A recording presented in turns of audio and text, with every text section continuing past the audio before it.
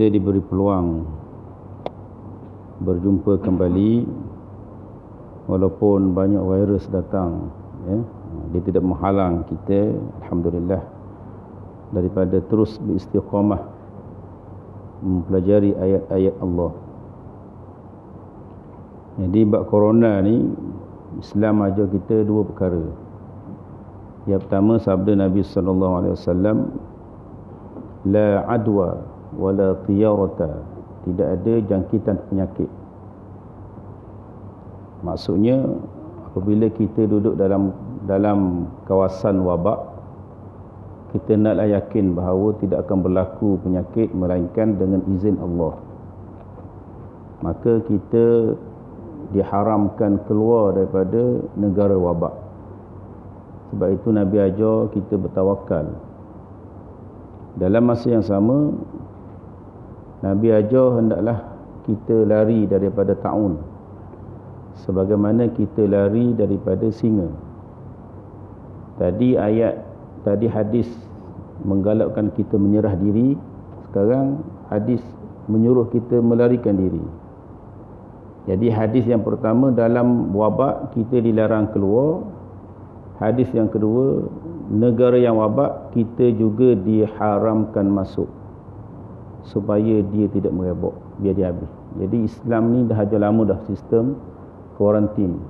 Dah ajar dah. Jadi bila kita duduk di tempat zon merah, maka janganlah kita keluar daripada zon merah. Biar situlah. Kerana tidak akan berlaku melainkan dengan izin Allah Ta'ala. Tak payah kita rasa bimbang, rasa susah, ya. Apabila kita ikut SOP, insya-Allah kita semua akan selamat. Kalau tak selamat pun, kita akan dibalas dengan syurga. Jadi negara-negara, negeri-negeri, kampung-kampung yang hijau itu, janganlah sengaja-sengaja mari tempat kawasan merah, katanya tak apa, tak kena, kerja takut Tuhan. Itu Nabi tak ajar begitu, ya. Nabi tak ajar begitu. Jadi tempat-tempat yang berpenyakit, kita digalakkan supaya tidak menghadirkan diri. Seterusnya bahagian 2, tahzib syarah at-tahawiyah, muka surat 15, azab dan nikmat kubur. Kita juga mengimani adanya azab kubur bagi orang yang berhak mendapatkannya. Maksudnya kita mestilah beriman, keyakinan yang mendalam, tetap teguh bahawa di sana ada azab yang disediakan untuk orang yang berdosa, orang yang zalim terhadap dirinya sendiri. Dan juga di sana ada nikmat kubur, dan juga pertanyaan malaikat Munkar dan Nakir kepadanya di dalam kubur tentang Rabb, tentang Tuhan dan agamanya, berdasarkan riwayat-riwayat daripada Rasulullah SAW serta para sahabat ridwanullahi alaihim ajma'in. Jadi tentang asas dalam alam kubur ni ataupun alam barzakh ni, yang pertamanya ada azab dan nikmat. Yang keduanya ada dialog kita dengan malaikat yang dinamakan dengan Munkar dan Nakir. Dua malaikat ni akan bertanya kepada ahli kubur. Jadi masalah timbul, talqin itu adakah membantu ahli kubur? Kalaulah zikir-zikir, bacaan-bacaan Al-Quran, doa-doa, moga-moga ia membantu ahli kubur. Adapun ceramah-ceramah di sisi ahli kubur dapat mendengarnya. Cumanya ahli kubur hanyalah mengiyakannya sahaja. Kita tak boleh lagi nak bantu. Kita bagi soalan bocor dalam kubur kan, pasal talqin. Bila malaikat datang tanya, katakanlah ini Tuhan, ini Islam, ini saudara saya. Jadi apa tujuannya kita kata begitu kepada ahli kubur? Bukan, ahli kubur dapat manfaat doa kita, bacaan kita. Adapun soalan ceramah kita kepada ahli kubur ni, dia tak dapat manfaat, melainkan hanya mengiyakannya sahaja. Kalaulah dia seorang yang beriman, itu satu berita gembira kepadanya. Dia suka dengar. Bukan? Kalau dia seorang ahli kufur, dia menambah sakitnya dalam kubur, menyesal dia. Itu dia di antara fungsinya. Yang keduanya, sebab Nabi pernah berdialog dengan ahli kubur. Dia bertanya, tidakkah apa yang aku sampaikan ini benar? Tidakkah apa yang aku sampaikan ini benar? Nabi bercakap dengan ahli kubur. Apa tujuan Nabi bercakap? Ahli kubur mendengar, ya. Dan di antaranya ialah untuk memberi pengajaran kepada orang yang hidup. Apa sebenarnya persiapan yang mesti dilakukan oleh orang yang hidup. Sebab tu kalau boleh terjemah tu. Terjemahlah apa yang kita baca bahasa Arab. Bawa speaker pun tak apa. Bukan senang nak suruh orang insaf ni. Masa kematian inilah orang cepat nak insaf. Tak, masa orang kenduri kendara, kalau kita ceramah, orang marah. Jadi masa orang sedih-sedih ni, kalau kita baca-baca ayat sikit, dia akan menginsafkan. Jadi kalau kat kubur ni, budaya kita ni ada talqin ni, jadi bawalah speaker supaya orang dengar. Tidak kita imam saja yang dengar orang sekeliling. Orang duduk jauh-jauh tu, dia tak ada apa kan. Jadi bila dengar kata-kata dalam talqin itu sangat menusuk kalbu, sangat bahaya, sangat bisa. Bagus untuk kita menghayatinya.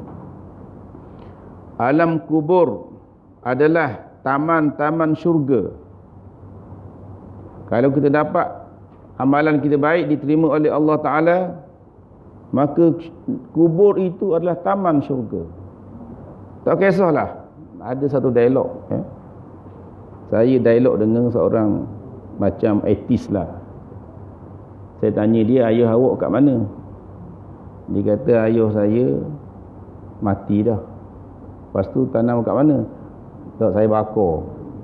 Orang putih rupa-rupanya dia ada kubur abu. Ada orang putih ni dia tak percaya kepada Kristian, tak percaya. Dia ramai etis. Jadi dia bakar ayah dia. Bukan, tak tahulah sebab apa bakar. Adakah ikut agama Hindu ataupun memang dia nak bakar. Jadi debu tu disipang lah tempat-tempat dia. Jadi saya tanya, dah kalau awak mati nanti, dulu ayah awak bila ayah mati awak bakar dia. Jadi bila awak mati akan datang, adakah awak suruh anak awak bakar awak? Oh, marah dia soalan tu. Dah, dia kata saya tak nak fikir pasal mati. Saya beritahu kenapa tak nak fikir pasal mati. Sebab semua kematian ini pada semua orang. Tak ada kecuali. Bayangkan kalaulah awak mati, tiba-tiba dunia selepas kematian itu lebih indah daripada sekarang. Sekarang ni awak kerja berat, dah malam-malam mabuk. Dalam kubur nanti bila dah mati, kalaulah dunia itu lebih baik jauh daripada kesedapan dunia, tidakkah anda bercita-cita untuk mati? Kata tak nak fikir. Kenapa tak nak fikir? Sebab kita nak buat jahat. Bukan? Jadi kalaulah kita termasuk dalam kalangan orang-orang yang diterima amalannya dan imannya, maka alhamdulillah, itu taman syurga, tak perlu kita kisah. Sebab itu ada dalam hadis sebut, sesiapa yang membenci mati, Allah Ta'ala, sesiapa yang membenci bertemu dengan Allah, Allah Ta'ala benci bertemu dengannya. Sahabat tanya, siapa dia benci bertemu dengan Tuhan? Benci bertemu dengan mati. Jadi orang-orang yang beriman sepatutnya tidak takut kepada kematian. Bahkan mereka bersedia untuk menghadapi kematian. Atau kubangan-kubangan neraka, atau lubang-lubang, jurang-jurang, kawah-kawah neraka. Wal'iyadzubillah. Kita minta berlindunglah, kita, ibu bapa kita, orang-orang yang mempunyai hak kepada kita. Allah Ta'ala berfirman, a'udzubillahi minasyaitanir rajim. Wa haqa bi ali fir'auna su'ul 'adzab. An-naru yu'raduna 'alayha ghuduwan wa 'ashiyya. Wa yawma taqumus sa'atu adkhilu ala fir'auna ashaddal 'adzab. Surah Al-Ghafir. Surah Ghafir 45 sehingga 46. Dan Fir'aun beserta kaumnya dikepung oleh azab yang amat buruk kepada mereka.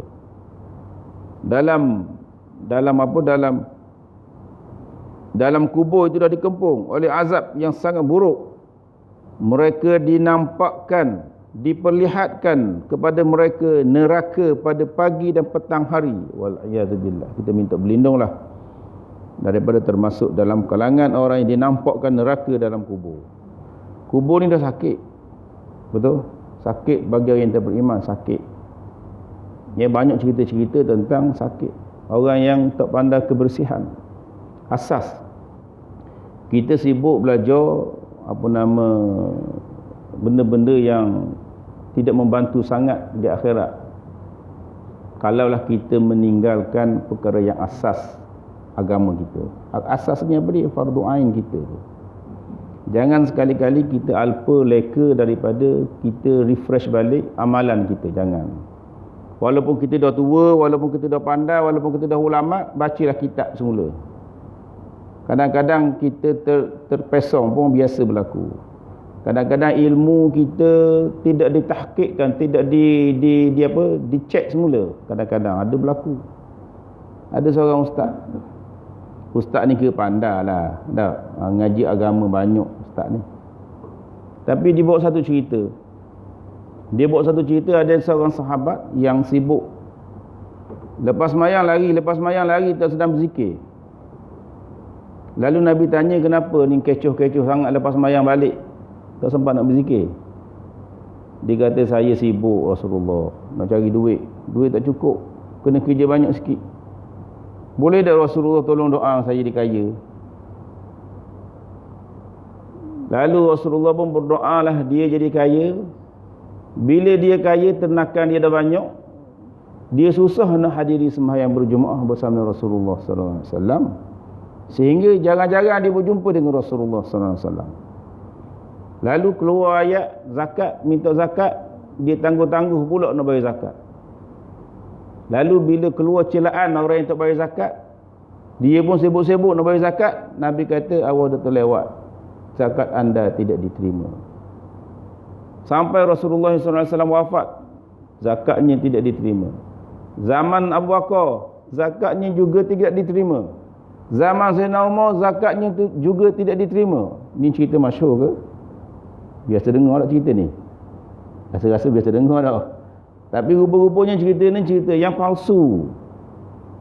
Patutnya kita kena cek lah. Kalau ustaz pun boleh ada perkara-perkara yang perlu dia recall semula, dia cek semula, maka kita pun lagilah kita kena cek semayang kita tu, bacaan semayang kita. Sami Allahu liman hamidah. Sami Allah, bukan sami'a, sami'a. Sim mim ain, sami'a, mendengar. Sami'a tak tahu maksud apa. Betul tak? Alhamdulillah, alhamdulillah, alhamdulillah. Betul? Subhanallah, subhanallah, subhanallah. Zikir banyak-banyak subhanallah. Tapi itu silap.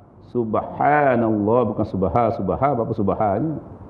Ini perkara-perkara yang kecil fardu ain yang perlu kita kena cek. Jangan sibuk dengan perkara-perkara fardu kifayah yang sebenarnya dah di-cover oleh orang lain. Tapi sebab kita nak tunjuk kita ni pandai, kita ni hebat, maka kita terlupa. Samalah juga dengan kita yang nak baca buku besar-besar. Tak? Nak baca dalil itu, dalil ini, tapi kitab kecil tak baca. Bukan? Ini perkara yang manusia banyak tertipu. Jadi perkara-perkara ni kita kena cek lah, supaya kita selamat daripada azab kubur nanti. Benda yang tak boleh lagi kita nak kembali semula ke dunia, tak boleh. Jadi apabila orang ni yang diazab oleh Allah, dia ni pagi petang nampak neraka. Kita ni kalau tahu kalau kita tak tahu dunia ni, tak tahu masuk neraka, masuk syurga, macam mana kita? Tak boleh hidup kita mati begitu je. Tak hidup dalam ketakutan, takut. Kita nak pergi supermarket masa corona pun takut, padahal belum tentu kita mati kalau kena virus. Banyak orang hidup, baru 100 orang mati di Indonesia. Kan? Kerana kat Malaysia berapa ribu kena? Banyak ribu dah juga, kan? Katanya berpuluh juta orang kena ke corona. Yang matinya baru juta kot ke berapa, bukan itulah. Tak ada boleh tengok statistik kan, tapi maksudnya bukan semua mati, tapi takut nak salam pun takut, salam tumbuk sekarang ni kan, tumbuk tak boleh salam gini dah takut dah. Itu benda kecil baru, bukan nak biar salam kita tu biarlah tu, bukan. Kita nak cerita keadaan kita ni. Kalaulah benda yang kecil ini, benda kecil ini kita dah bimbang sampai dah mati-mati yang dah, tak nak keluar rumah, bukan. Apatah lagi kalau dibentangkan kepada kita, ya Allah lindungilah kita semua. Kalau dibentangkan pagi dan petang neraka, dia berbalik dengan orang yang beriman, pagi petang syurga, pagi petang syurga, nampak syurga, nampak dah. Jadi ke dalam kubur tu dia dah nikmat, nampak tu lagi nikmat. Orang yang kufur ni dah lah sakit dalam kubur, betul, ditemani oleh entah apa-apa dalam kubur tu, kemudian dilihatkan pula kedudukannya di dalam neraka pula. Double.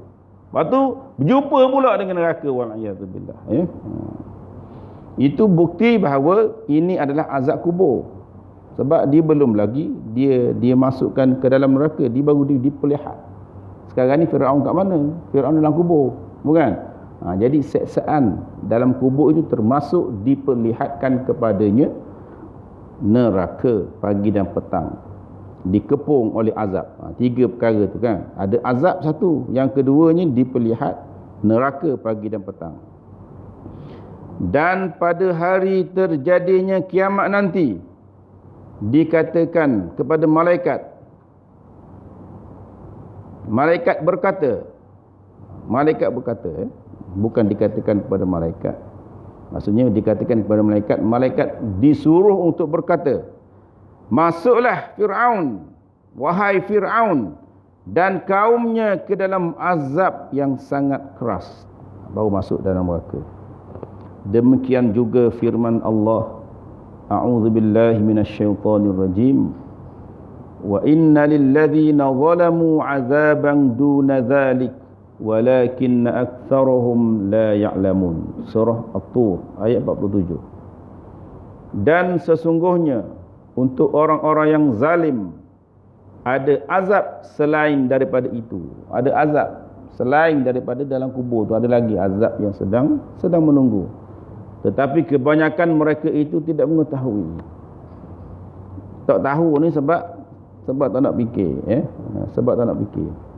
Kita semua dah tahu dalam alam roh, dalam alam janin lagi kita dah tahu.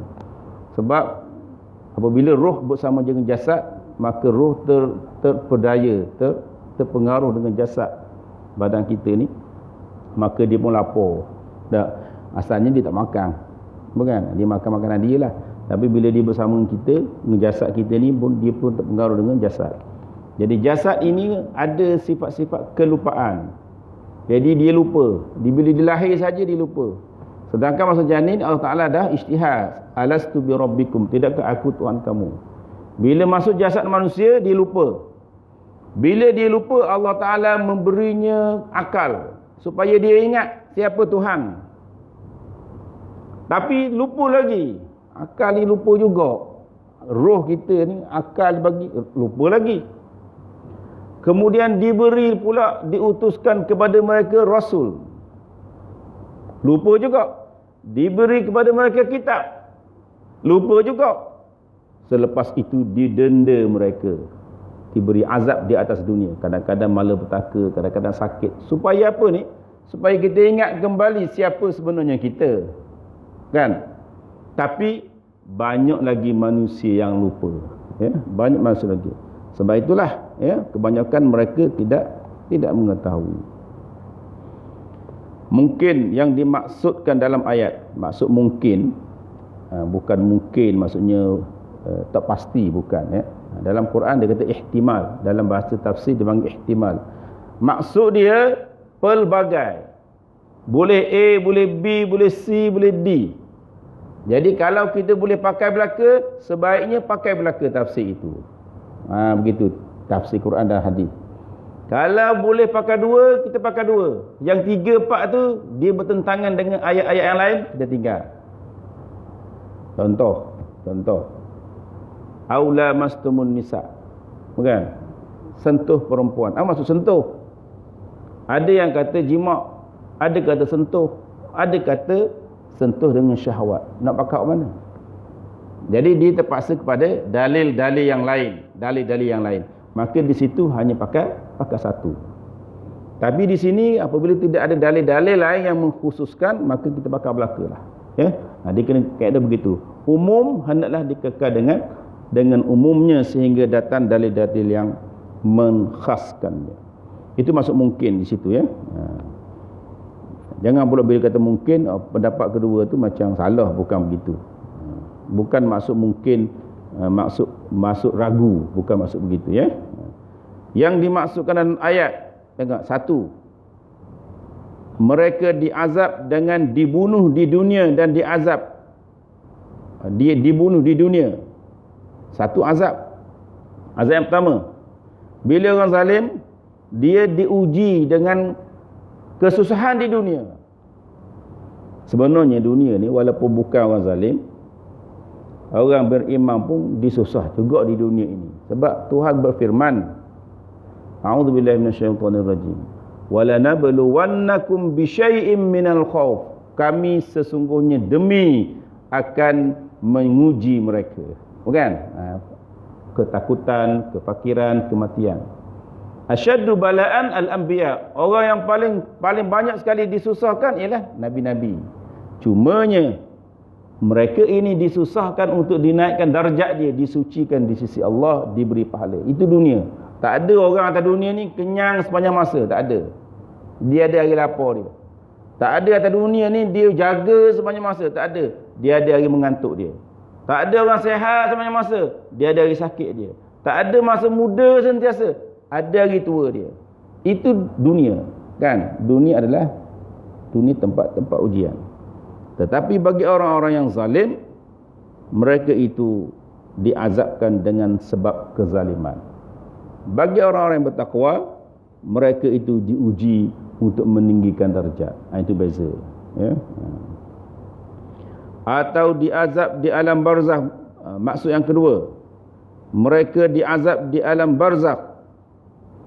Jadi yang pertama tadi, mereka diazab di dunia sebelum mereka diazab di akhirat.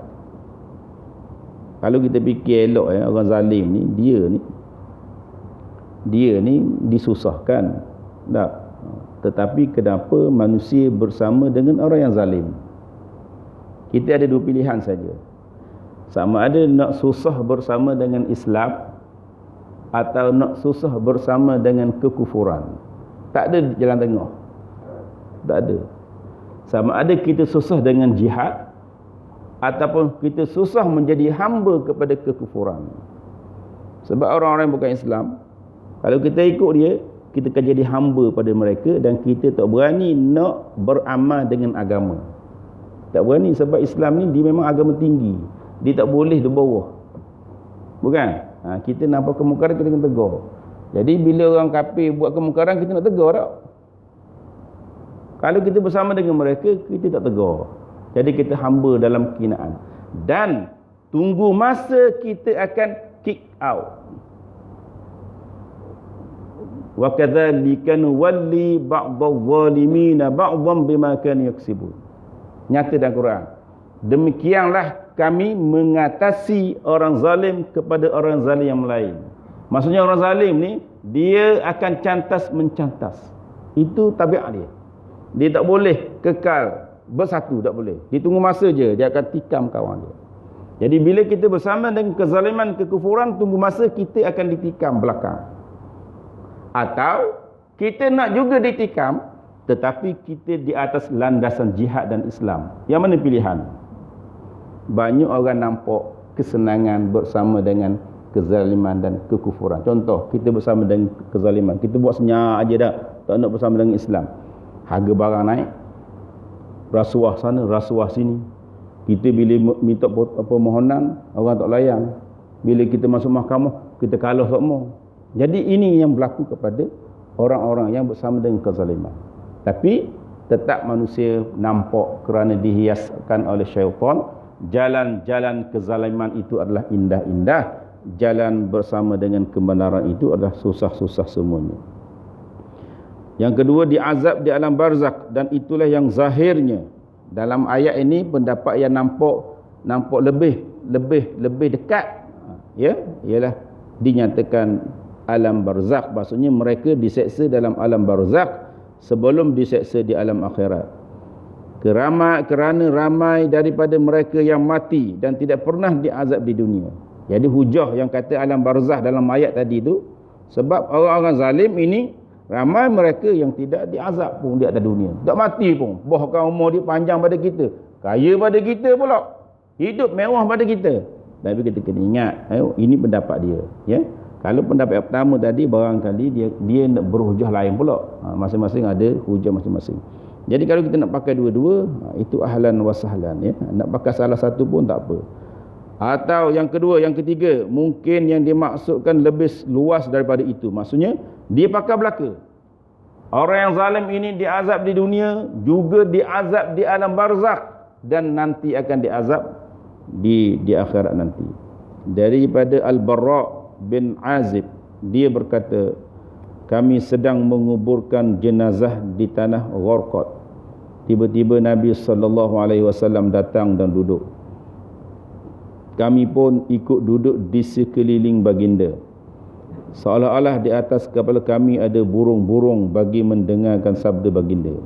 Maksudnya sahabat ini tumpu sangat kepada apa yang ingin dibicarakan oleh Nabi SAW. Ketika itu sedang dibuat lubang lahat bagi si mayat. Baginda bersabda, maksudnya aku berlindung kepada Allah daripada seksa kubur, diucapnya 3 kali. Rasulullah SAW barangkali ketika ini diberi hijab, dibuka hijab oleh Allah Ta'ala, nampak apa yang berlaku dalam kubur kepada si mayat ini. Itu tanda bukti, dalil lagi bahawa di sana ada azab kubur dan ada nikmat kubur. Dalam hal itu juga ada riwayat tentang seorang hamba mukmin, maka ruhnya dikembalikan ke dalam jasad. Apabila dipisahkan, dia mati, ruhnya datang kembali, lalu datang kepadanya 2 malaikat dan menduduknya seraya berkata. Yang kita bicara dulu pasal ruh dulu. Kita ingat bila kita mati, ruh pergi, kan? Berbeza pula dengan bila kita mati betul, ruh pergi dan kembali. Yang tadinya, yang masa-masa kita tidur, roh pergi dan kita kembali, dia jaga. Roh pergi, bila roh kembali, kita jaga daripada tidur. Yang tak pergi, mati terus. Bukan? Ada lagi keadaan roh pergi, mati, dan roh kembali. Kembali macam mana? Dia tak samalah dengan kembali ketika kita tidur. Tak sama, alam yang berbeza. Siapa Tuhanmu? Berapa? Kita ada soalan tak? Buka soalan ke? Biasa kita buka soalan ke? Ya, terus je. Buka soalan pun boleh, ya? Okay. Dan aku buka soalan, kita nak basikan masa 10 minit ke 5 minit ke, ya? Siapakah Tuhanmu? Dia menjawab, Allah. Mereka bertanya lagi, apa agamamu? Dia menjawab, Islam. Mereka bertanya lagi, siapakah lelaki ini yang diutuskan kepadamu? Dia menjawab, baginda adalah Rasulullah sallallahu alaihi wasallam. Mereka bertanya lagi, apa yang engkau ketahui tentang Islam? Dia menjawab, aku telah mempelajari kitab Allah, maka aku beriman dan membenarkannya. Lalu datanglah panggilan dari langit.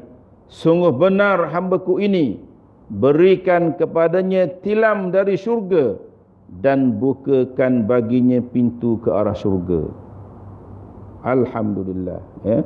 Semoga kita semua masuk dalam kalangan mereka yang dijanjikan dengan syurga. Golongan pertama tadi, mereka diperlihatkan neraka pagi dan petang. Adapun orang-orang yang beriman, yang diterima imannya, yang benar kata-katanya, mereka diberi tilam daripada syurga. Bukan sakit dalam kita. Tak, nampak kakak kita, adik kita, ayah kita masuk kubur, sedihlah berpisah. Ya? Tapi kalaulah dia betul beriman, kita tumpang bergembira lah kalau tahu ayah kita baik, tahu anak kita baik. Dia sebenarnya sedang berbaring di atas tilam empuk daripada syurga. Tilam syurga, bukan tilam biasa, bukan king ke apa ke, bukan geta tilang syurga. Tilang syurga ni tak tahulah besar hebat lagu mana, wallahu alam ya. Wallahu alam hebat lagu mana. Dia buka baginya pintu ke arah syurga, nampak pula syurga. Tak, duduk dah baring-baring atas tilam tu. Nampak syurga, nampak tempat saya, nampak bidadari ke, nampak tingkat-tingkat rumah-rumah. Kalau kita sedekah ke masjid surau tu, nampak istana-istana dalam syurga, nampak, bukan? Kita kena ingat ya, nak jadi orang yang baik ni tak susah, tak senang, tak susah, senang je nak jadi orang baik. Tapi masalahnya sebab kita banyak sangat benda mempengaruhi kita. Gitu. Setan keliling kelalang, setan ni orang pun setan, jin pun setan. Keliling kelalang melalaikan kita. Kita nak jadi orang baik, kita kena ada 3 sifat ni je. Nak jadi orang bertakwa, 3 sifat, bukan susah pun 3 sifat ni dah. Kalau kita boleh buat setiap hari, jangan buat sekali, kena buat setiap hari. Satunya beriman. Kita beriman semua, tak boleh beriman sekejap-sekejap ni. Betul tak? Kena beriman setiap hari, setiap masa kena beriman, terutamanya perkara gaib, syurga neraka. Okey. Yang kedua, kena baiki sembahyang. Tak boleh cukup dengan sembahyang kita sekarang ni, esok kita kena cuba baiki. Apa yang menyebabkan sembahyang aku lebih khusyuk? Apa dia? Kena carilah sebab-sebab. Kadang-kadang kita sembahyang kita ni jadi adat. Bila adat, kita kurang kekhusyukan. Kita kena jadi sembahyang kita ibadah. Buat tu betul, kita menghayati. Jangan target tinggi 100% khusyuk. Ini wali-wali. Yang kita rendah-rendah ni tak apalah, separuh-separuh pun tak apalah. Yang penting ada semua penghayatan. Sembahyang itu kena jaga. Sembahyang awal waktu, bukan? Lelaki sembahyang mesti berjemaah. Kemudian iringilah sembahyang itu dengan sunat-sunat sembahyang, supaya dia menguatkan sembahyang fardu kita, terutamanya solat sunat rawatib. Sikit je. Tak, siapa dia sembahyang 30 rakaat, dia akan masuk syurga pintu mana dia nak. 10 sunat rawatib yang muakkadah, tambah lagi 3 witir untuk menguatkan. Okey. Itu yang sembahyang kita kan. Yang ketiganya sedekah. Sedekah ni kena sedekah setiap hari. Sedekah setiap hari. Jangan sedekah banyak tak apa, sedekah sikit. Sedekahlah kepada 2-3 ringgit sehari cukuplah. Bukan? Susah sangat sedekah. Susah kita duduk di rumah kan. Buka tabung, letak tabung kat rumah tu. Ni tabung sedekah ni. Sedekah untuk apa? Tak kira lah sedekah untuk apa pun. Terutamanya fisabilillah, perjuangan di jalan Allah Ta'ala. Letak tabung, letak kat rumah tu. Nak pergi kerja, letak 10 sen. Sikit sangat 10 sen Ustaz. RM1. Letaklah RM1, tak kisah. Yang penting sebelum pergi kerja, letak duit dah tu. Jangan balik kerja. Buatnya di awal pagi. Sebab apa? Malaikat berdoa, siapa yang munfiqan khalafa, wahai Tuhan, orang yang bagi sedekah ni, bagilah dia gantian. Jadi kalau kita buat pagi, cover doa malaikat tu sampai petang, sampai esok. Kalau kita kedekut, mumsikan talafa, wahai Tuhan, jadikan orang kedekut itu harta dihilang, tak berkat, habis hilang harta. Hilang macam mana? Hilang keberkatan, hilang kebakar, macam-macam. Kadang-kadang bukan sebab kita pun, sebab orang.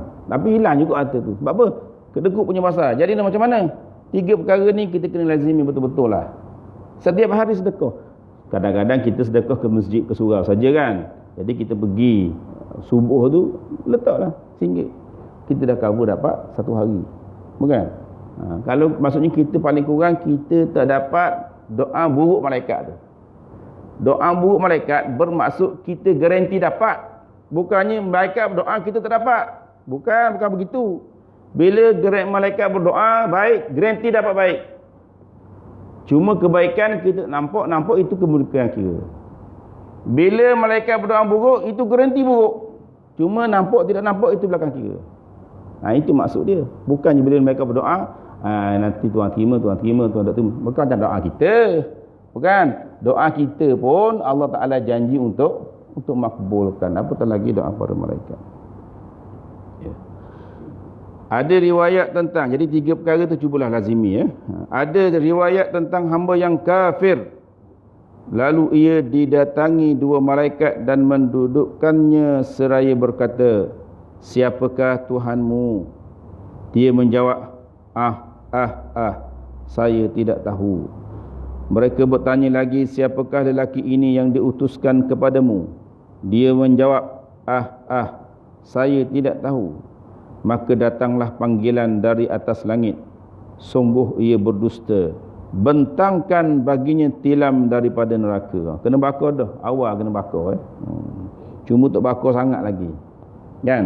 Bakar sangat tu di akhirat kelak ada orang yang sampai 7 lapis neraka, 7 bawah sekali, fid-darkil asfali minan nar, hok bawah sekali.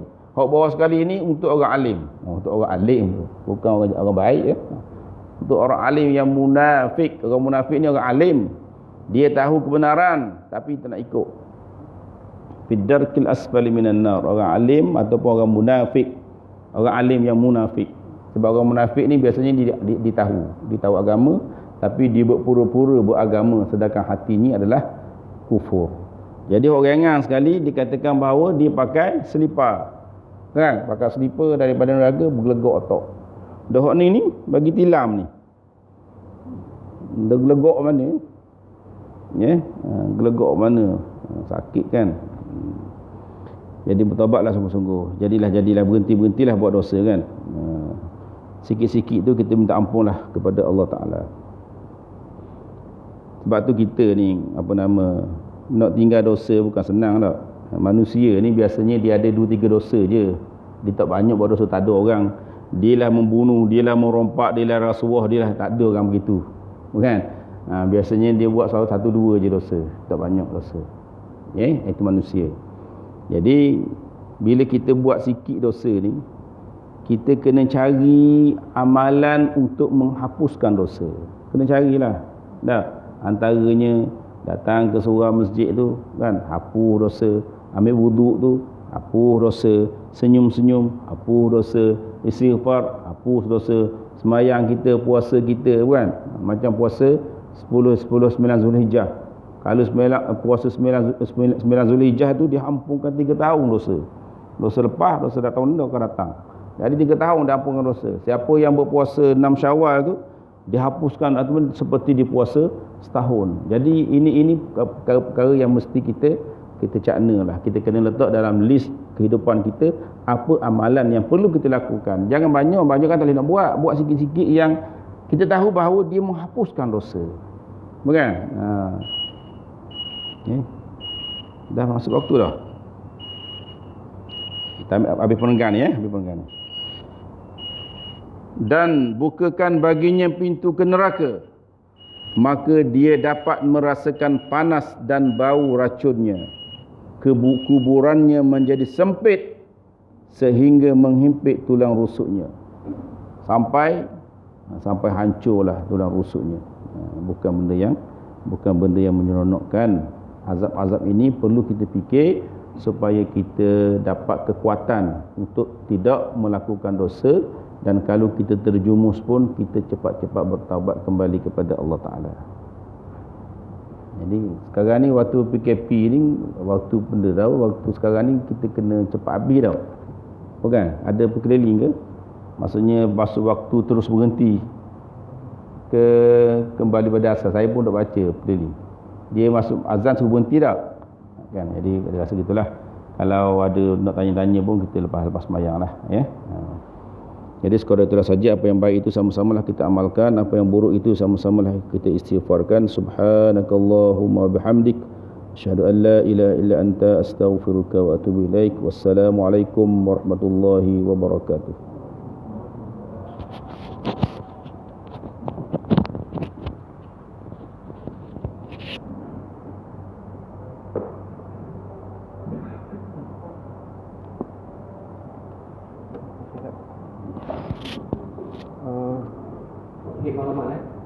Cik Muhammad, tapi KP sambung sehingga 31 Disember.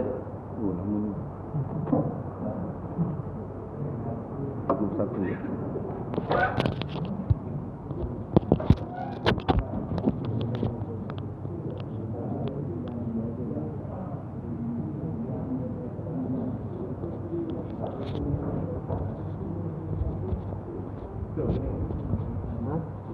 Betul. Oh, malam ni lah, sarapan ni.